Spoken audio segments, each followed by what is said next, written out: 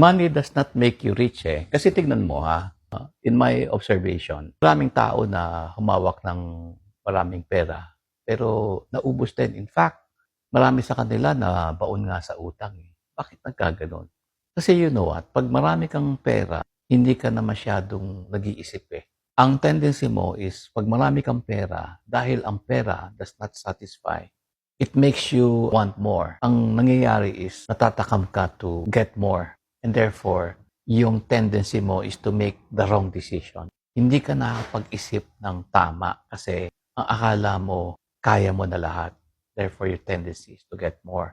Doon ka pwedeng magkamali. That's why having money does not make you rich. Sa totoo lang. What makes you rich is your ability to create wealth.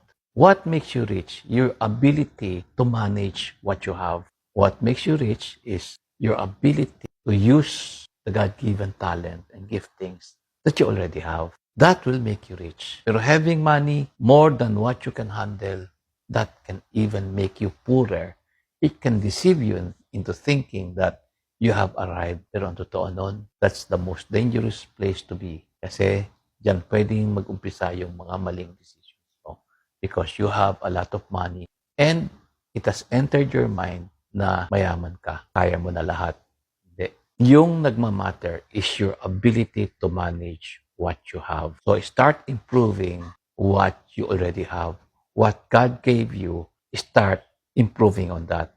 If you keep on doing that, developing the discipline, the necessary discipline, and thinking ability that you already have, start developing those. Makakarating ka din. Sa time na you have a lot of money, pero ang difference is you know how to manage what you have. So thank God for the ability that you have and be accountable to Him and start improving on what you have, using it for His purpose.